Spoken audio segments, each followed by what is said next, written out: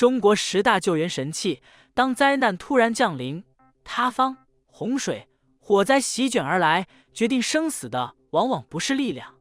而是速度。你知道吗？在中国有一批被称作救援神器的顶级装备，它们能在洪水中瞬间抽干万吨积水，能在废墟中听见最微弱的心跳，还能从数十公里外把水源送进火场。它们有的能像钢铁巨兽一样冲进瓦砾，有的能像天空之眼一样俯瞰灾区。每一次出动都意味着更多生命被挽救。今天就带你盘点中国最硬核的10大救援神器，看看那些隐藏在幕后，真正守护我们的国之利器。第10个，东风猛士越野型救护车。在重大灾难和复杂地形的救援行动中，时间就是生命。救护车能否第一时间抵达伤员身边，直接决定了生死的分界线。而在中国的救援神器中，东风猛士越野型救护车绝对是一张硬核名片。它的外形霸气，底盘高大，几乎没有任何地形能阻挡它的前进。无论是地震后的断壁残垣，泥石流后的厚重淤泥，还是戈壁荒漠、雪原冰川，这辆车都能劈开前路，把救援人员和医疗设备送到最危险的地方。东风猛士本就是为军用需求打造的高机动越野平台，被誉为中国的悍马。而当它被改装成救护车后，就多了一份温度和使命感。车体采用4轮驱动，加上强劲柴油发动机，拥有强大的越野通过性，涉水、攀爬、泥泞、沙漠都不在话下。最关键的是，车厢内部被科学的改造为移动急救站，配备担架固定装置、氧气供给系统、心电监护仪、输液挂架等一系列救护设备。哪怕是在灾区无法立即建立医疗点的情况下，猛士救护车也能实现边转运边抢救，把黄金4分钟和黄金1小时的急救时间牢牢抓住。它的空间布局同样经过优化，车厢可以容纳2副担架或多名伤员，同时还能坐下医护人员操作，做到随行随救。为了应对高原和极端环境，车辆还配有强力空调、供暖系统和电源接口，保证医疗设备稳定运转。相比普通救护车只能在平整道路行驶，猛士救护车更像是装甲化的生命通道，把传统救护车无法企及的救援盲区彻底打通。在汶川地震、玉树地震以及西部多次抢险救灾行动中，人们都能看到东风猛士救护车的身影。它一次次深入最前线，载着满身灰尘的医护人员，将伤员从废墟边、泥石流口和雪山脚下转移出来。正因如此，救援人员常把它称为能带人闯地狱又把人送回来的车。第9个，翼龙2。传统的救援方式往往受制于复杂的地形、恶劣的气候和信息不畅，但当翼龙2无人机腾空而起，一切都变得不同。这款原本以军用著称的国产大型无人机，如今已经成为中国救援行动中一张王牌。它身长11米，翼展超过20米，续航时间可达20个小时以上，飞行半径覆盖上千公里。简单来说，它能在第一时间冲上天，把灾区的情况原本地传回指挥中心，让救援人员足不出户就能看到灾区全貌。翼龙2的强大之处在于它的多用途。首先，它的侦察能力堪称千里眼，装备了高清光电侦察设备和红外探测系统，它能穿透黑夜、浓雾甚至烟尘，捕捉到受灾区域的细节画面。比如在山体滑坡、泥石流等灾害中，很多受困人员可能被埋在废墟或山体阴影下，靠肉眼难以发现。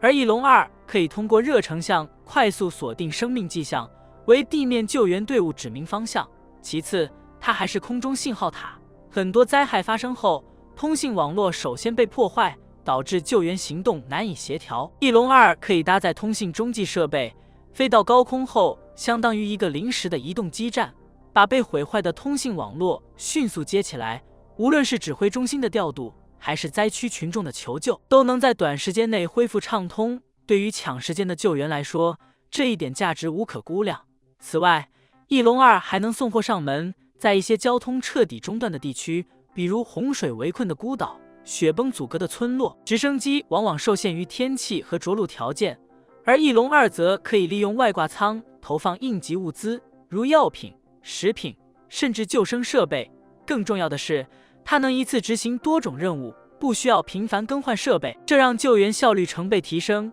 从实际应用来看，翼龙2在多次国内外救援任务中都展现了惊人的表现。无论是地震后的灾情勘察，还是台风登陆后的大面积洪涝监测，它都能第一时间抵达现场，为决策者提供实时、精准的数据。相比传统的卫星侦察，无人机的优势在于机动灵活、反应迅速，几乎可以无缝衔接到救援行动的每一个环节。有人说，翼龙2是空中的消防员，也是救援的信息高速公路。它不仅仅是一架无人机，更是现代救援体系里的一把利器，把先进的科技与人道主义的使命结合在一起。可以说，翼龙2让中国的灾害救援从靠经验迈向了靠数据，从盲目摸索迈向了精准出击。第8个，应急机械化桥。在重大灾害现场，最令人揪心的一幕，往往是生命与生命之间隔着一道无法跨越的断桥。无论是地震冲垮的河道，还是洪水卷走的桥梁，救援人员和物资常常被迫停在彼岸，眼睁睁看着时间流逝。而在这种关键时刻，中国的应急机械化桥就像是一把打开生命通道的钥匙，瞬间让救援从停滞变为畅通。所谓应急机械化桥，说白了就是一座能装在车上开到现场，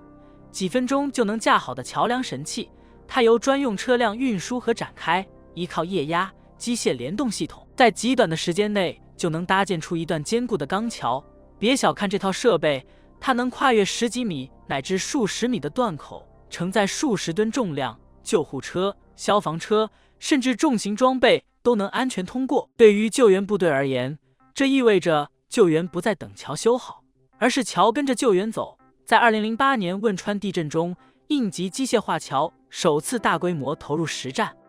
当时山体滑坡和地震冲毁了大量交通要道，很多受灾地区成了孤岛。救援队伍利用机械化桥硬生生架起一条条生命线，使得大批救援物资和伤员转运车辆得以迅速通过。后来在南方多次洪涝灾害中，这一神器也频频亮相，帮助抢险部队跨越被洪水冲毁的堤坝和道路，极大提升了救援速度。应急机械化桥的厉害之处不仅在于快，还在于稳和强。它采用高强度钢材和模块化结构，不仅能在平整地面快速铺设，还能适应复杂地形。桥面防滑设计和加固锁扣，确保车辆高速通过也不会晃动。更重要的是，机械化桥具有极高的机动性，一旦任务完成，可以收回、转移、再次使用，堪称可移动的生命之桥。此外，它的操作方式也高度智能化。过去搭桥需要几十名工人，数小时乃至数天，而机械化桥只需要几名受过训练的操作员，在几十分钟甚至更短的时间内就能完成。速度快到什么程度？常常是一支救援车队到达现场，桥梁就已经唰的一下伸展开来，宛如一条钢铁巨龙横卧在断口之上，立刻让救援行动进入快车道。可以说，应急机械化桥是中国救援体系现代化的一个缩影。它体现了工程装备与救援需求的深度结合，背后凝聚着几十年科研人员的探索与突破。如今，在中国的各类应急救援部队中，这一神器几乎是标配。无论是抗震救灾、防汛抢险，还是应对突发事故，它都能在第一时间派上用场。第7个，自扶正救生艇。在惊涛骇浪的深海中，当船只失去平衡，巨浪翻涌，普通小艇往往一旦被掀翻，就意味着船员再也无法重新登艇，生命随时可能被大海吞没。而中国研发的自扶正救生艇正是为了打破这一生死局面而诞生的，它堪称海上逃生的最后屏障。自扶正救生艇最令人惊叹的是，它在被风浪完全掀翻后，仅需数秒就能自动翻转回正，继续执行救援任务。这种看似违背常理的能力，源自其精妙的工程设计。在实战中，自扶正救生艇展现出了非凡的价值。在远离陆地的公海，当大型救援船只难以靠近时，它能够从母船直接调放，独立执行搜救任务。在台风等极端天气条件下，它是少数能够出动的海上救援力量，可以深入风浪核心区搜寻遇险人员，在国际帆船赛、跨海大桥建设、海上风电项目等高风险作业现场，它始终作为最后一道安全防线，默默守护着每一位海上作业人员的安全。自扶正救生艇不仅代表着中国在救援装备领域的科技成就，更体现了对生命的尊重与守护。它以最坚实的科技力量，在最危险的环境中为遇险人员带来生的希望。这艘永不沉没的怒海方舟，正是中国救援力量不畏艰险、使命必达的最佳诠释。第6个，防爆灭火侦察机器人。在现代救援装备的舞台上，有一种钢铁勇士格外引人注目。它既不是消防员，也不是普通的机器工具，而是一位能直面烈焰与爆炸的硬核战友。防爆灭火侦察机器人，顾名思义，它是专门为危险火场、化学泄漏和爆炸隐患环境而生的高科技救援神器，能够代替消防员深入人类无法抵达的生死线，完成侦察、灭火、排险等任务。想象一下，在一处石化厂爆炸事故现场，火光冲天，空气中弥漫着有毒气体，任何靠近的人都有可能瞬间丧命。此时，这台机器人便会被派出，它全身装甲由耐高温、防爆材料打造，能在数百度的高温和浓烟中稳定运行。它的履带式底盘让它能轻松越过碎石、钢筋和复杂地形，而远程遥控系统则让消防员在安全区域就能实时掌握现场情况。通过高清摄像头和红外热成像装置，它能将火源、温度和环境数据精准回传，为指挥中心提供第一手情报。它不仅是探路者，更是灭火员。机身上装备的高压水炮或干粉喷射装置，能直接瞄准火点进行扑救。相比人工操作，机器人的水炮喷射更稳定，角度更灵活，能在极短时间内覆盖大面积火源。更重要的是，它在面对爆炸危险品或化学品火灾时，不会因恐惧而退缩，能持续执行任务，极大降低了人员伤亡风险。除了灭火功能，防爆灭火侦察机器人还是一名侦察兵。它能检测空气中的有毒气体浓度，判断结构物的稳定性，甚至还能搭载救援设备为被困者运送物资。这种多功能的扩展性，使它在煤矿火灾、隧道事故、石油化工泄漏等极端环境中都能发挥至关重要的作用。值得一提的是，这类机器人往往配备远程无线通信系统，即便在地下、钢筋混凝土或复杂电磁环境下，也能保持数据传输畅通。再加上耐高温电池和防爆动力系统，它们能在长时间任务中保持高效工作，堪称火场中的不死战士。在过去，消防员被称为最勇敢的人，他们冒着生命危险冲进火海，肩负着逆行者的荣誉。但随着科技的发展，防爆灭火侦察机器人的加入，正逐渐改变救援方式。它不是要取代人类，而是成为人类的护盾，让消防员能够更安全、更科学地指挥救援，避免无谓的牺牲。第5个，无线电探空仪。在灾难救援的战场上，信息往往比工具更重要。没有准确的气象数据，再先进的救援装备也可能陷入被动。而在这背后，有一件低调却至关重要的神器——无线电探空仪。它或许没有破拆机、生命探测仪那样直观震撼的画面感，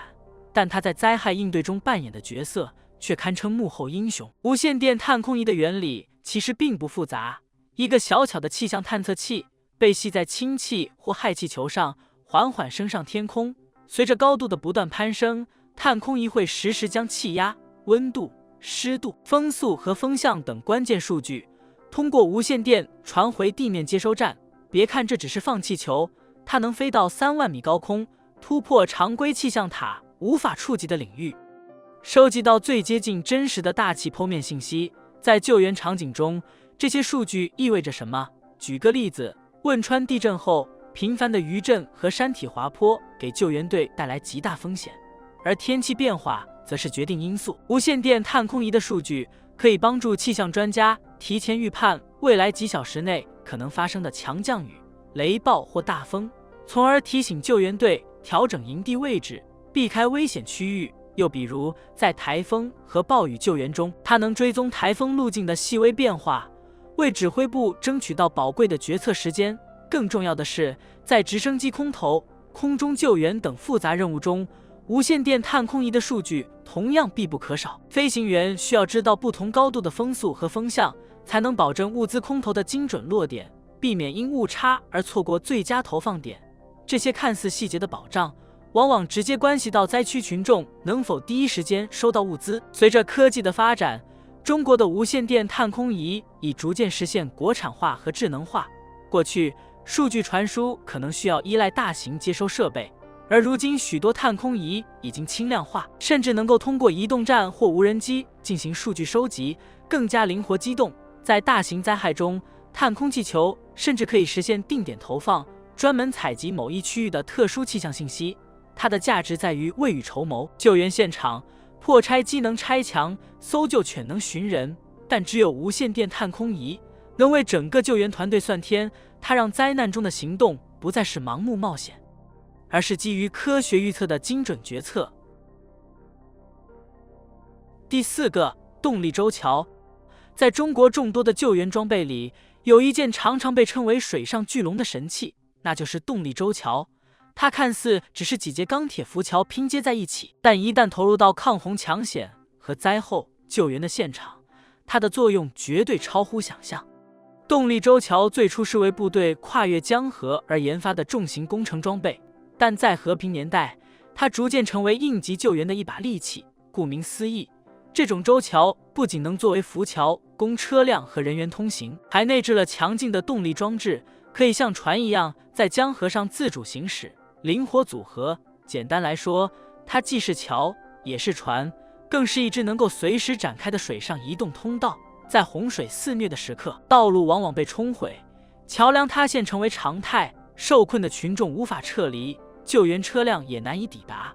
而动力舟桥就像是临时搭建的高速路，几十分钟就能在汹涌的江面上架起一条稳固的通道，让救援物资、重型机械和医疗车辆顺利通过。它承载力惊人，一节桥梁就能托起几十吨重物，几节拼接后甚至能让坦克通过。换句话说，民用卡车、救护车在它身上行驶完全不在话下。更值得一提的是，动力舟桥的机动性，每一节舟桥都带有推进器，不依赖外部拖拽，可以独立摆渡物资。单节使用时，它就是一艘能载车的大渡船；多节拼接时，它就是一座稳固的大桥。这种既能单打独斗，又能团队作战的特性，让它在复杂多变的救援环境中应对自如。比如，在1998年的特大洪水中，动力舟桥就发挥了关键作用。那时很多地区被洪水围困，道路中断，成千上万人急需转移，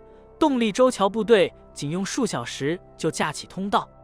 成批车辆把救灾物资送到灾区，也把受困群众安全运出。在2021年的河南郑州特大暴雨救援中，它同样出现过，成为打通生命通道的重要支撑。如果说直升机是空中的生命吊桥，那动力舟桥就是水上的钢铁大道。它不但速度快，还能在恶劣水流中保持稳定。舟桥上的防滑甲板和护栏设计，让车辆在行驶过程中几乎感觉不到漂浮感，大大提升了通行的安全性。从工程学角度看，动力舟桥是集浮力、机械、动力与结构力学于一体的复杂装备。它的每一节桥身都像一个巨大的钢制空心船体，利用浮力承托重量，内部配有柴油发动机，提供推进力。拼接时则通过专用锁扣和铰接装置快速连接，既稳固又高效。这种技术水平也体现了中国在特种装备领域的研发实力。第3个，吉林1号。在中国的救援神器名单里，有一位看似低调的角色，但他的眼睛却能穿透云层，俯瞰山河，第一时间捕捉灾情真相。他就是吉林1号卫星。很多人一听到卫星，第一反应是航天高科技、军事用途，却没想到这套由中国自主研发的商用遥感卫星星座，已经成为重大灾害救援中不可或缺的天眼。吉林1号真正厉害的地方在于它的高分辨率成像能力。想象一下，当洪水淹没大片村庄，道路桥梁被冲断，地面交通中断，救援人员根本无法靠近时，救灾指挥中心需要的就是实时、清晰、精准的灾区影像。传统的空中侦察可能受到天气和地域的限制，但吉林1号卫星却能在几百公里的高空迅速拍下受灾区域的高清照片，甚至能清晰到分辨一辆车、一条道路的情况。它就像是救援人员的空中眼睛，让指挥官能够足不出户，全面掌握灾情分布，制定最优的救援路线。不仅如此，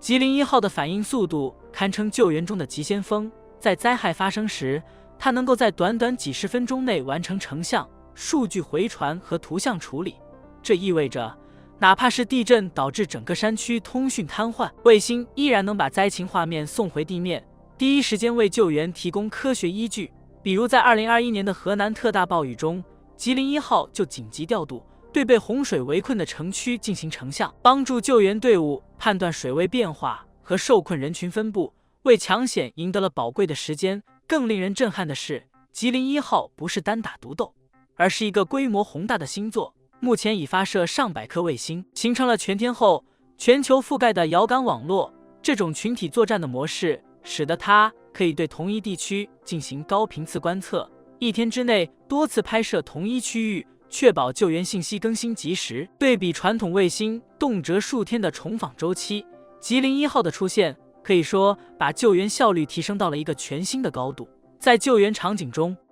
它的作用极其多样化。洪水来时，它能锁定被困村庄和水位扩散趋势；地震发生后，它能快速绘制山体滑坡和道路断裂的分布图；森林火灾蔓延时，它能清晰追踪火线的走向，帮助消防队部署灭火线路。可以说，凡是人力无法迅速抵达的地方，吉林1号都能先行一步，成为救援人员的上帝视角。第二个，运20。别看它外形庞大笨重，但在关键时刻，它就是救援战场上的空中生命线，能将希望和力量快速送到最需要的地方。很多人知道运20的军事意义，却忽视了它在救援行动中的无可替代。要知道，一架运20最大载重量接近66吨，相当于可以直接把一列满载的地铁车厢搬上天空。如果是地震、洪水这样的重大灾害，它可以一次性运送数百名救援人员，连同成吨的救援装备、医疗器材，甚至重型车辆。对灾区来说，这简直就是从天而降的救命包裹。运20的厉害之处还在于它的速度和灵活性。过去，灾区物资运输往往需要几天甚至更久，山高路远，交通阻断，救援车队常常被困在半路。而运20只要起飞，几千公里的距离也能在数小时内跨越，把救援力量直接投送到灾害核心区域。它拥有先进的机载系统和强大的发动机，即使在复杂气候和简陋机场也能完成起降。这意味着，不管灾区在哪里，只要有一条跑道，运20就能降落，把希望送来。更值得一提的是，运20不仅能运人运物，还能在空中变身飞行医院。它的机舱内部空间巨大，足以改装为多功能医疗救护平台，像重症救护病床、呼吸机、手术台都能直接搬上去。这样一来，受伤严重的灾民就能在最快的时间内转运到大城市医院，甚至在机舱内就能得到紧急救治。这种空中 ICU 的能力，在现代救援中堪称无价。在过去几年里，运20已经多次展现它的救援实力，无论是跨国抗疫运输医疗物资，还是在境外紧急撤离同胞，亦或是在国内执行抗震救灾任务，它总是第一时间出现在人们视野中。每一次机身缓缓落地，带着救援人员和物资驶出舱门的画面，都足以让无数人心头一暖。更重要的是，运20背后代表的是中国自主研发的力量。过去，中国在大型运输机领域长期依赖进口，受制于人，但今天运20已经成为国产大飞机的标志性成果。它不仅是国防建设的底气，更是中国在灾害救援领域的硬核保障。第一个，昆龙 AG600。在中国的救援装备中，有一位巨无霸级别的存在，它不仅能在天空翱翔，还能像鲸鱼一样从水面轻盈起降，真正做到了空海两栖。它就是昆龙 AG600。两栖大型飞机被誉为空中的救援巨龙。从外形上看， AG600 体型庞大，长度近37米，翼展达到38.8米，堪称世界上最大的2栖飞机之一。它的研发初衷就是为了满足中国在森林灭火和海上救援中的紧急需求。别小看这一庞然大物，它能在陆地、江河、海洋之间自由切换，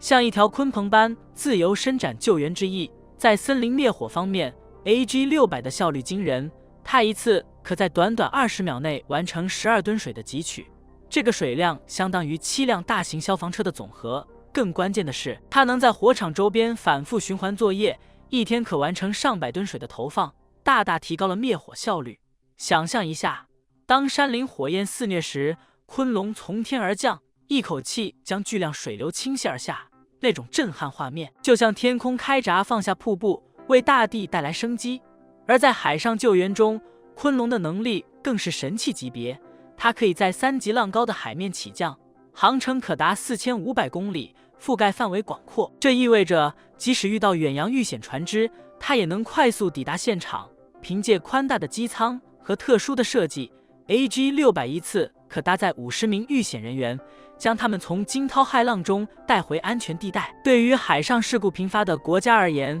这简直是一种战略级的保障。不仅如此， AG600 还具备快速反应能力，它的设计考虑到中国南海、东海等广阔水域的复杂情况，既能扑灭海上油气平台的火灾，又能在灾难发生时承担紧急运输任务。无论是大型台风过后，还是远海船只遇险，